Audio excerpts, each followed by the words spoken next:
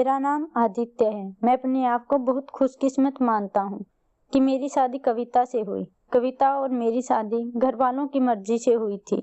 कविता बहुत सुंदर है। कविता जब शादी करके मेरी जिंदगी में आई तब से मेरी जिंदगी बदल गई। सब मुझसे कहते हैं कि मैं बहुत खुशकिस्मत हूँ। अभी मेरी शादी को 3 महीने हुए हैं कि मेरा सपना था कि मैं किसी बड़े शहर में कपड़े का बड़ा सा शोरूम खोलूं। मैंने कविता को इस बारे में बताया। कविता को पता था कि यह मेरे लिए कितना बड़ा सपना है। मैं दिन रात इसी में लगा रहता हूँ। बड़ी मुश्किल से मुझे एक जगह मिली, लेकिन पैसे बहुत ज़्यादा थे, इसलिए मैंने अपने गांव की ज़मीन बेचने का फैसला किया। ज़मीन में मेरे पिता के दूसरे भाइयों का भी हिस्सा था। इस काम के लिए मुझे कुछ दिनों तक गांव में जाना पड़ा। मैंने कविता को चलने के लिए कहा, क्योंकि पता नहीं कितना समय लग सकता है। इसलिए उसने कहा कि वह अपने मायके चली जाएगी। मैंने भी सोचा कि ठीक है। कविता अपने मायके चली गई। मैं अपने गांव में चला गया। कविता से मैं फोन पर बात किया करता था। जमीन के कागजात और सारी बातों में समय लग रहा था। इस दौरान मेरी पत्नी से मेरी बात होती रहती थी। मैंने एक शाम उसे फोन किया तो वह कुछ बदली बदली सी थी, ज्यादा बोल नहीं रही थी। मैंने पूछा, क्या हुआ, तुम ठीक हो?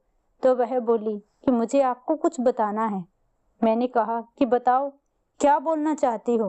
वह थोड़ी देर चुप रही और फिर बोली कि नहीं, अभी नहीं, मैं आपको मिलकर ही बताऊंगी।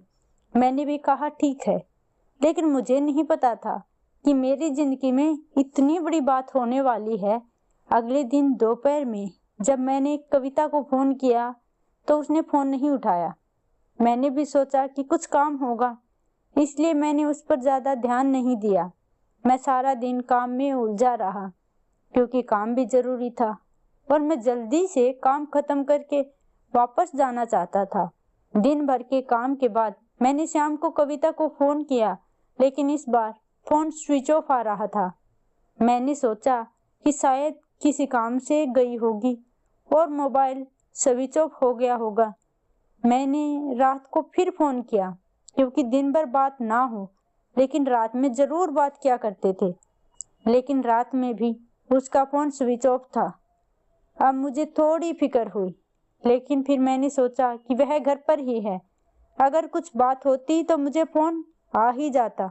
थोड़ा बहुत विचार करके मैं सो गया।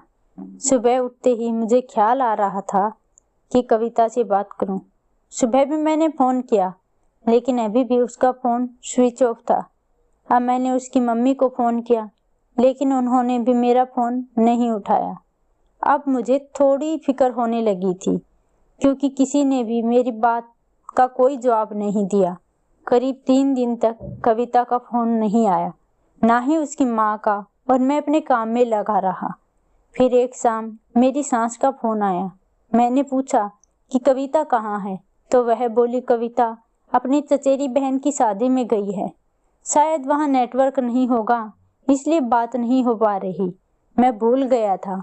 कविता ने मुझे बताया था कि वह वहाँ जाने वाली है। मेरी चिंता थोड़ी कम हो गई और मैं वापस अपने काम में लग गया। कविता वहाँ 5 दिन रुकने वाली थी, इसलिए मैंने सोचा कि शायद 5 दिनों तक कविता से मेरी कोई बात नहीं हो पाएगी। मेरा काम भी लगभग खत्म हो गया था। मेरे हाथ में पैसे 2 से 4 दिन में आने वाले ही थे। जैसे ही मेरे हाथ में पैसे आए, मैं वहां से निकल गया। वहां से निकलने के बाद मैं सीधा अपनी पत्नी के घर गया। उसे लेने के लिए जैसे ही मैं वहां पहुंचा, मुझे देखकर मेरी सास खुश होने की बजाय डरी हुई दिखाई दी। मैं थोड़ी देर वहां बैठा, उनसे पूछा कि कविता कहाँ है। वह बोली कि वह अभी आई ही नहीं है। मैंने बोला कि आई नहीं है, अभी तक उसका फोन भी नहीं लग रहा। मैंने कहा कि आप मुझे वहां के किसी का नंबर दे दें। कितने दिनों से कविता से बात नहीं हुई। कुछ देर तक सोचती रही, फिर बोली कि अभी मेरे पास नहीं है, मैं आपको किसी से पूछ कर देती हूँ। करीब 8 दिन हो गए मुझे कविता से बात किए। मुझे कविता पर भी गुस्सा आ रहा था कि उसका फोन स्विच ऑफ क्यों है।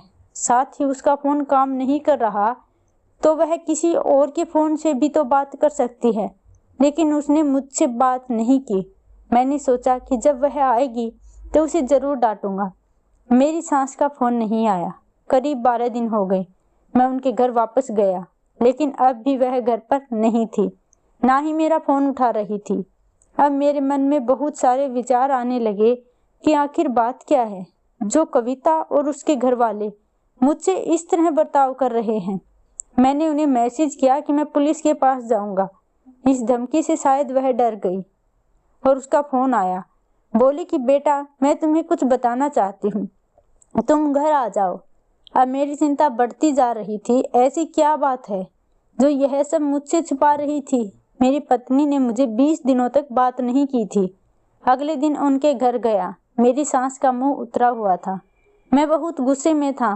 मैंने जाते ही उन्हें जोर से चिल्लाते हुए पूछा कि कहाँ है कविता। मेरी सास मुझसे बोली कि बेटा, अब मैं जो तुम्हें बताने वाली हूँ उस पर तुम्हें विश्वास नहीं होगा, लेकिन यही सच है। वह बोली कि कविता किसी के साथ चली गई है। मुझे मेरे कानों पर विश्वास नहीं हुआ कि मैंने क्या सुना। मैंने बोला, आप कुछ भी बोलोगे और मैं मान जाऊंगा। वह बोली, बेटा यही सच है। तुम्हारी शादी से पहले उसका एक प्रेम प्रसंग था। जब वह वहाँ गांव में अपनी बहन की शादी में गई थी तो उसे वह वहाँ मिल गया और वह मौका देखकर वहाँ से भाग गई। मैं जानती हूँ कि तुम मुझसे बहुत प्यार करते हो, लेकिन अब यही सच है। तुम्हें उसे भूलना होगा। हम लोग पुलिस के पास नहीं गए, नहीं तो बदनामी होती, इसलिए हम इस बात को तुमसे छुपा रहे थे। कविता मेरे साथ 3 महीने तक रही। जितना मैं उसे जानता था वह ऐसा नहीं कर सकती थी, लेकिन उसकी माँ यह कह रही थी तो मैं कैसे न मानता। मेरा मन अभी भी मानने को तैयार नहीं था। मेरी सास मेरे आगे रो रही थी, माफी मांग रही थी।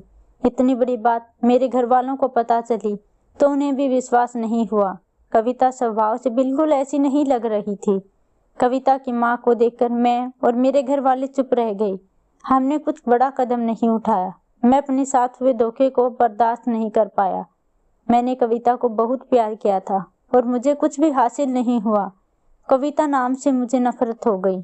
मेरी जिंदगी का इस पर बहुत बड़ा असर हुआ। मैं जो शोरूम की शुरुआत करने वाला था उसके लिए मेरे पास सब कुछ आ गया था, लेकिन फिर भी मुझे अब कुछ करने का मन नहीं हो रहा था। किसी के साथ इतना बड़ा धोखा हुआ हो तो वह कैसे खुश रह सकता है। मैंने उसे ढूंढने की बहुत कोशिश की। मैं चाहता था कि वह मुझे मिले और मैं उससे पूछूं कि आखिर उसने मेरे साथ ऐसा क्यों किया। धीरे धीरे समय बीतता गया। अब उसे गए 7 महीने हो गए थे और मैं भी उसे भूलकर अपनी जिंदगी में वापस बिजी होने की कोशिश करने लगा। एक दिन किसी कारणवश मेरा उनके घर के पास से जाना हुआ। जैसे ही मेरा ध्यान उनकी खिड़की पर गया, मुझे दिखाई दिया कि खिड़की में कविता है। एक झलक सी मुझे दिखाई दी। मैंने उसी समय उनके घर का दरवाजा बजाया। मेरी सास ने दरवाजा खोला और वह मुझे देखकर डर गई। दरवाजा खुलते ही मैं अंदर जाने लगा। मेरी सास ने मुझे रोका, लेकिन मैं नहीं माना। अंदर मैं कमरे में गया तो कविता को देखकर हैरान रह गया। कविता वहीं चेयर पर बैठी थी। कविता ने मुझे देखा और उसकी आंखों में आंसू आ गए। मैंने पूछा, यह क्या हुआ? कविता बस रो रही थी। मेरी सास बोली कि बेटा, कविता जब शादी में गई तब उसका एक्सीडेंट हो गया था और उसे ऐसी जगह चोट आई जिसके कारण अब वह चल नहीं सकती है। एक्सीडेंट के समय भी बेहोशी में यही कह रही थी कि तुम्हें ना बताऊं, क्योंकि वह बड़े काम के लिए गए हैं तो टेंशन हो जाएगी। फिर डॉक्टर ने जब बताया कि हो सकता है कि कविता अब चल ना सके और उसके इलाज पर अब बहुत ज़्यादा पैसा लगेगा, तब भी मैंने कहा कि दामाद जी को बता देते हैं। लेकिन कविता ने कहा कि मैं उनकी ज़िंदगी खराब नहीं कर सकती। उनका सपना है शोरूम खोलने का। उनकी ज़िंदगी में जाऊंगी तो उन पर बोझ ही बनूंगी। इसलिए कविता ने यह झूठ तुम्हें कहने को कहा था कि तुम उसे भला बुरा कहकर उसे भूल जाओ, उसे नफरत करो। मेरी पत्नी मुझसे इतना प्यार करती है। मैंने उससे कहा कि कविता, अगर मेरे साथ ऐसा कुछ हो जाता तो क्या तुम मुझे छोड़ देती? कविता ने रोते हुए कहा कि ऐसा मत बोलो। कविता ने कहा कि मैं आपकी दोषी हूँ। एक्सीडेंट में हमारा बच्चा जो मेरे गर्भ में था वह भी नहीं बचा। आप मुझे भूल जाएं, दूसरी शादी कर लीजिए। मैं आप पर बोझ बनकर नहीं रहना चाहती। कविता की आंखों में आंसू नहीं रुक रहे थे। उसने कितने दिनों से इन्हें रोके रखा था। मैंने कविता को बीते कुछ महीनों में न जाने क्या कुछ नहीं बोला, लेकिन अब कविता को एक पल भी अपने से दूर नहीं रखना चाहता था। मैंने कविता की एक बात नहीं सुनी और उसे अपने साथ ले आया। अब कोशिश यही है कि वह फिर से चल सके। मैंने मेरा शोरूम बेच दिया और अच्छे से अस्पताल में कविता का इलाज करवाया। उम्मीद की किरण दिखाई दे रही है। बस मैं यही चाहता हूँ कि वह फिर से अपने पैरों पर खड़ी हो जाए। धन्यवाद।